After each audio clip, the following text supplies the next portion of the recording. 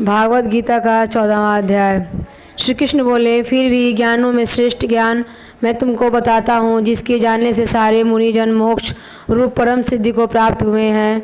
इस ज्ञान की सहायता से मेरे स्वरूप को प्राप्त हुए लोग सृष्टि के समय नहीं जन्मते और प्रलय काल में कष्ट नहीं पाते। हे कौन्तेय, सब कर्मों में जो मूर्तियाँ उत्पन्न होती हैं उनकी उत्पत्ति स्थान प्रकृति है और मैं बीज देने वाला पिता हूँ। हे महाबाहो, प्रकृति से उत्पन्न सत्व, रज और तम तीनों गुण देह में रहने वाले निर्विकार आत्मा को बांध लेते हैं। हे अनध, इनमें तत्व निर्मल होने के कारण प्रकाश और निरुपद्रव है, जो प्राणासी को सुख तथा ज्ञान के साथ बांधता है।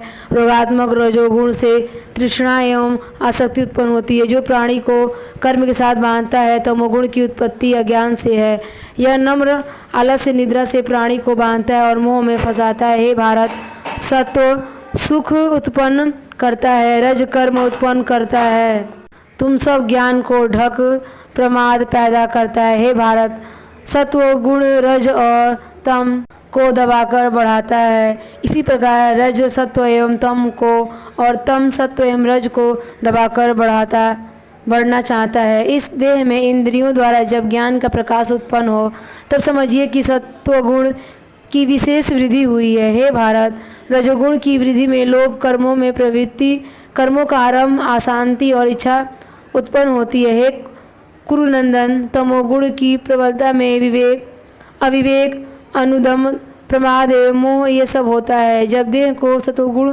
के उदय में मृत्यु प्राप्त होती है, तब वो ज्ञानियों के प्रकाश में लोक को पाता है। रजोगुण के उदय से मरकर कर्मों में आसक्त मनुष्य जन्म लेता है और तमोगुण के उदय में मरा हुआ मूढ़ योगी योनियों में जन्म पाता है। सात्विक पुण्य कर्म का फल भी सात्विक अलंकार रहित होता है। राजस कर्म का फल दुख और तामस कर्म का फल अज्ञान है।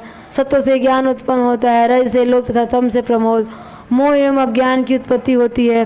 सात्विक पुरुष को उत्तम, राजस को मध्यम और अधम, तामसी लोगों को नीचे गति प्राप्त होती है। जो देह शरीर में उत्पन्न होने वाले सत्व रज तम इन तीनों गुणों को जान लेता है, वह जन्म मृत्यु बुढ़ापा और रोग से छुटकर मुक्ति पाता है।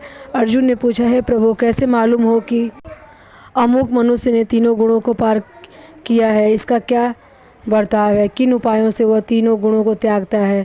हे पांडुनंदन, प्रकाश प्रवृत्ति होने में उनकी इच्छा न करे। उदासीन मनुष्य के समान, जिसको सुख दुख समान है और गुणों के कर्म होते रहते हैं, यह जानकर जो निश्चित रहता है और कभी विचलित नहीं होता, जिसको सुख एवं दुख, मिट्टी पत्थर तथा सुवर्ण, प्रिय और अप्रिय, निंदा एवं स्तुति समान है, जो धीर है, जिसने सभी वखेड़े छोड़ दिए हैं, उसे गुणातीत कहते हैं। जो अनन्य भक्ति से मुझे पूजता है, वह इन तीनों गुणों को जीतकर ब्रह्म भाव को पाता है, क्योंकि ब्रह्म का और विकार रहित मोक्ष का तथा सनातन धर्म के अखंड सुख का भंडार मैं ही हूँ।